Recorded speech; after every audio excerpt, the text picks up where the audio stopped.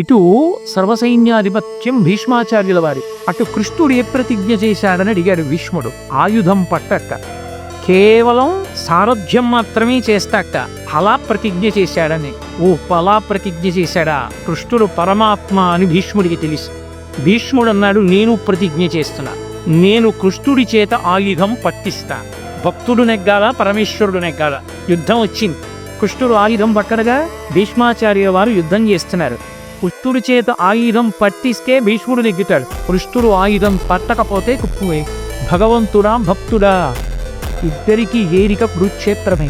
భీష్మాచార్యుల వారు విపరీతంగా బాణ పరంపర విడిచిపెట్టేస్తున్నారు. పట్టుకోలేకపోతున్నాడు అర్జున్. వెనక్కి తిరిగి చూశాడు కృష్ణుడు.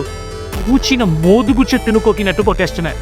పట్టం పారిపోదు అన్న అర్జునుడు మరిచిపోయాడు తను చేసిన ప్రతిజ్ఞ. ఆ లిగాలు విసిరి పారేసి రథం నుంచి కిందకి దూకేస్తే ఆ దూకినప్పుడు కృష్ణుడి తుండవములు ఇలా ఊడిదే. వాటి కాంతి ఆకాశాన్ని కప్పిస్. ఆయన కడుపులో ఉన్నటువంటి జగములన్నీ ఇలా ఊగిపోతే కోపంతో ఆయుధం పట్టనన్నవాడు చక్రం పట్టదని పరిగెత్తుకొచ్చేస్తుంటే, బావా అర్జునుడి చేతకాని వాడు కాకపోతే కృష్ణుడు ఆయుధం పట్టుకున్నాడని లోకం చెప్పుకుంటుంది. బావా వదిలేయి అని అర్జునుడు వెంట పడుతుంటే, నేను సారథ్యం చేస్తుండగా నా వెనక నువ్వు ఉండగా నాకు పరమభక్తుడవైన నిన్ను నా ఎదురుకుండా ఇన్ని బాణాలు పెట్టి కొట్టేస్తాడా? సంపేస్తాను ఇవాళ భీష్మాచార్యుల వారిని ఏమనుకుంటున్నాడు.